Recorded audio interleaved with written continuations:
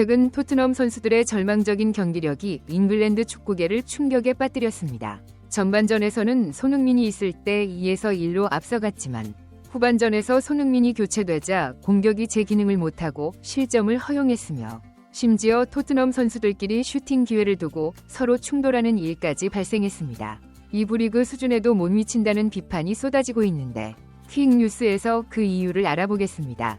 토트넘은 홈에서 리그 17위 울버햄튼과 맞붙었습니다. 10명 이상의 선수가 부상으로 결장한 최악의 분위기 속에서 리그에서 가장 많은 부상자를 보유한 팀으로 꼽히며 강등권과의 승점 차이도 10점에 불과했습니다.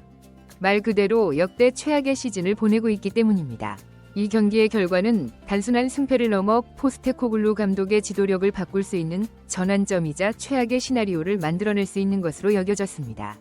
따라서 이 경기는 토트넘에게 남은 유일한 경기였습니다. UCL과 아스널 같은 강팀과의 경기는 필수였습니다.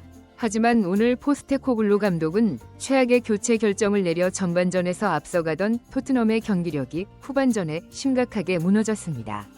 후반 초반에 바로 교체가 이루어졌습니다. 손흥민이 적절한 타이밍에 교체됐습니다. 손흥민이 있을 때 토트넘은 유효 슈팅 8대4로 앞서며 전반전을 2에서 1로 마쳤습니다.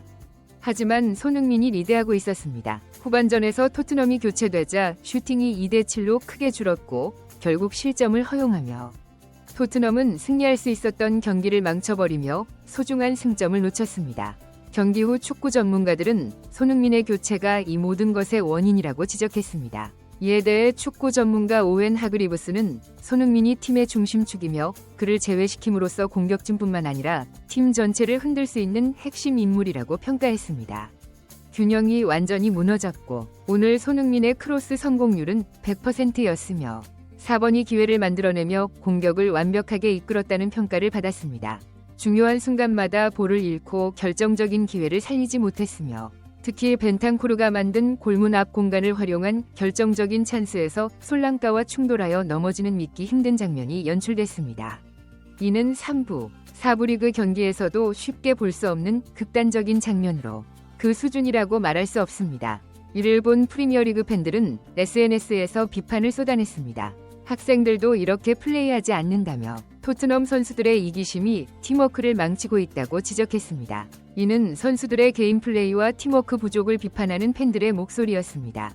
토트넘 선수들이 프리미어리그 수준에 미치지 못한다는 강한 비판이 쏟아졌습니다.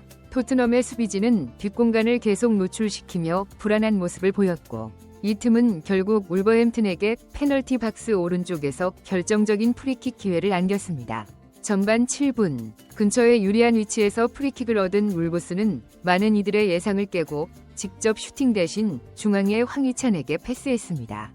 토트넘 수비진의 빈틈을 파고든 그는 절묘한 슈팅으로 오른쪽 구석을 갈랐고 골망이 출렁였습니다. 이 뜻밖의 득점은 경기 초반부터 울브스의 분위기를 끌어올린 환상적인 골로 기록됐지만 5분 후 토트넘이 신들린 골을 터뜨렸습니다.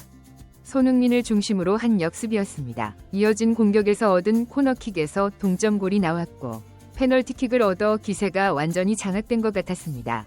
하지만 손흥민은 이 실수를 빠르게 만회했습니다. 손흥민의 돌파와 강력한 슈팅은 울버햄튼 수비진을 완전히 흔들어놨고 이 과감한 공격과 패스로 토트넘은 손흥민의 활약으로 추가 득점에 성공했습니다. 그들은 전반전을 2에서 1로 앞선 채 마무리하며 탄력을 얻는데 성공했습니다. 방송은 이를 보았습니다. 손흥민은 자신의 실수에도 불구하고 몇 분 만에 자신의 가치를 입증했습니다. 그는 단순한 득점자가 아닌 팀 전체의 진정한 리더였습니다. 전반전 토트넘의 2골에서 결정적인 역할을 했습니다. 첫 골을 넣은 황희찬의 활약도 주목받았고 한국인 듀오가 경기의 중심이라는 평가를 받았습니다. 공격을 주도하고 팀을 이끄는 손흥민, 모든 결정적인 순간에 강한 강도를 보여준 황희찬이었습니다. 이에 대해 방송에서는 손흥민과 황희찬의 활약을 평가했습니다. 오늘날 한국 선수들이 각자의 팀에서 핵심적인 역할을 맡으며 경기를 지배하고 있다고 합니다. 후반전에서도 이 두 선수의 활약이 계속될지 주목하고 있었는데 후반전이 시작된 지 얼마 되지 않아 포스테치 감독은 앞으로의 빡빡한 일정을 고려해 손흥민을 교체했습니다. 체력 부족으로 페널티킥을 실축한 것에 대한 대응이었지만 결과적으로 이 판단이 후반전 토트넘의 급격한 경기력 저하를 가져온 결정적 원인이 됐습니다. 손흥민을 대신해 투입된 베르너와 같은 시기에 투입된 메디슨은 무리한 슈팅으로 결정적인 공격 기회를 날리며 팀의 흐름을 깨뜨렸습니다. 또한 토트넘은 손흥민 없이는 원활한 패스 플레이가 불가능했습니다. 부족한 시간, 울버햄튼의 압박은 점점 더 거세졌습니다. 공간 창출이 어려워지면서 상황은 계속됐고 전반전에 무수한 슈팅 기회로 앞서갔던 토트넘은 후반전에 완전히 시들어버려 울브스의 공격을 막아내기에 급급한 경기가 됐습니다. 특히 전반전에 좋은 활약을 보였던 클루셉스키는 스키 선수 손흥민이 제외되자 공격 상황에서 어디로 패스해야 할지 모르고 공격 방향을 잃은 것 같았습니다. 솔랑케도 공간이 없어 상대의 압박에 제대로 대응하지 못했습니다. 여기서 중요한 점은 전반전에 손흥민이 있을 때는 그가 공간을 만들고 패스 옵션을 제공하며 공격진의 안정감을 가져다줬다는 것입니다. 실제로 옵타 축구 통계에 따르면 손흥민은 그렇게 했습니다.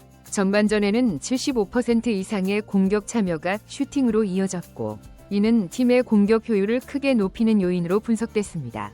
문제는 손흥민 교체의 영향이 전반전의 공격력 감소에만 국한되지 않았다는 점입니다. 손흥민은 상대 수비진을 적극적으로 압박하며 울버햄튼의 경기 운영을 초반부터 무력화하는 데 중요한 역할을 했습니다. 하지만 손흥민이 교체되자 울버햄튼은 압박에서 벗어나 여유 있게 볼을 소유하고 공격 기회를 만들어냈고 토트넘의 수비진은 상대의 빠른 전환에 흔들리는 모습을 보였습니다. 또한 손흥민의 부재로 토트넘의 볼 전개 과정에서의 문제점이 드러났습니다. 미드필드 포지션이 영향을 받았습니다. 전방으로의 볼 전개가 어려워졌고 결국 후방에서의 불안정한 롱볼이 계속되는 단조로운 플레이로 변질됐습니다. 경기 후 하그리브스는 손흥민은 단순한 득점자가 아닌 팀 구성의 중심이다. 그가 없으면 토트넘의 전체 플레이 시스템이 무너진다고 말했습니다. 함께한 전문가 리오 퍼디난드는 분석을 한 걸음 더 진전시켰습니다. 손흥민의 교체는 체력 관리의 문제가 아니라 팀 전체의 균형이 무너진 것이었습니다. 볼 전개부터 공간 창출, 상대 공격 차단의 효과까지 단순한 지표로는 측정할 수 없는 손흥민의 기량이 부족했고 공격과 수비 모든 면에서 영향력이 떨어지고 부진했다고 전문가들은 설명했습니다. 말 그대로 손흥민이 없는 토트넘은 지조이부급에도 못 미치는 팀으로 전락할 수밖에 없었습니다.